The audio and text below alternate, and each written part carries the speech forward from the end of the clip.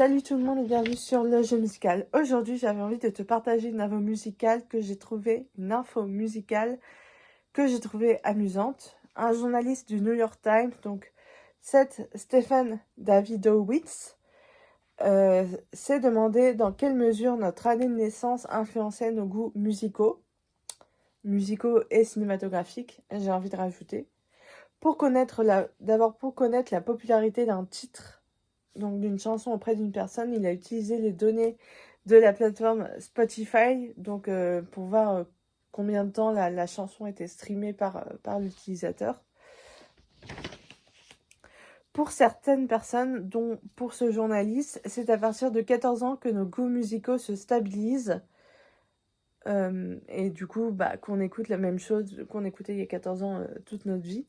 Mais il y a de fortes chances que notre année de naissance joue aussi un rôle dans le choix de nos goûts. Par exemple, je suis née en 1993 et en 1993, qu'est-ce qu'il y a eu comme faits musicaux marquants? La naissance de Taylor Momsen, c'est normal, on a à peu près le même âge. Je l'écoutais quand j'étais ado, enfin bref. Ouais, elle est née la même année. Il y a eu la mort de Kurt Cobain. Bon, je l'ai pas connu, mais en tout cas, Nirvana, pour moi, ça reste un indémodable.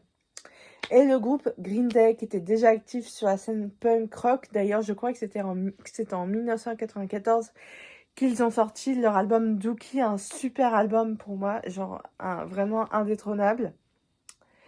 Et c'est marrant parce que The Poetry Nirvana et Green Day, ce sont trois groupes que j'écoutais ado. Et j'écoute toujours un peu aujourd'hui.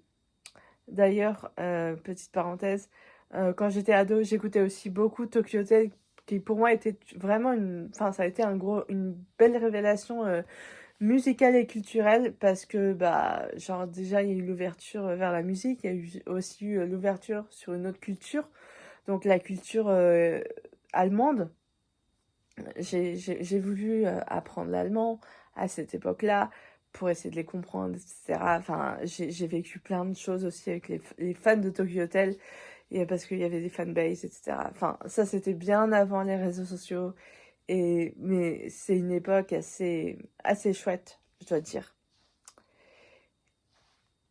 Et en 1993, il y a aussi eu la sortie de la chanson Creep de Radiohead, qui est pour moi un indémodable et un gros classique, puisque toutes les générations connaissent cette chanson. Les parents les font écouter à leurs enfants, les enfants les font écouter à leurs potes, et ainsi de suite. Genre, on les fait écouter aux petits frères aussi, aux petites sœurs, etc. Et ainsi de suite. Et c'est vraiment un gros classique. Il y a aussi eu un film qui est sorti en 1993, qui est pour moi un indémodable. Il s'agit de L'étrange Noël de Monsieur Jack. Donc là j'ai la version de vinyle. C'est un film de Tim Burton et pour moi, clairement, c'est le meilleur film au monde. Il n'y a pas eu de film mieux après ça, parce que, je sais pas, c'est chouette, c'est doux, la musique est chouette, les personnages sont attachants.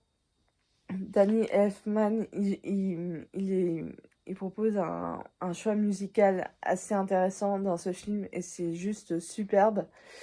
Donc voilà, genre pour moi, même Netflix ou Disney n'est pas au niveau de proposer d'autres films aussi bien que celui-ci.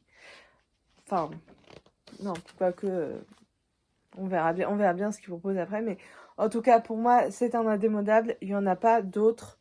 Genre, voilà, c'est le meilleur film au monde. Genre, tous les films de Noël et d'Halloween ne sont pas au niveau de celui-là. Donc, clairement, en vrai, 1993, sortie de ce film, révolution pour l'époque et toujours une révolution aujourd'hui, puisque, il n'y a personne qui a fait mieux. Donc, voilà. Sur ce, n'hésitez pas, vous, à me dire s'il y a des faits culturels ou musicaux qui se sont passés pendant votre année de naissance et qui vous ont marqué d'une façon ou d'une autre. On échange tout ça dans les commentaires et on papote, et comme ça on peut échanger nos goûts musicaux et voilà, et ainsi se cultiver au maximum. Et sur ce, moi je vous dis à très bientôt pour une prochaine vidéo. Ciao!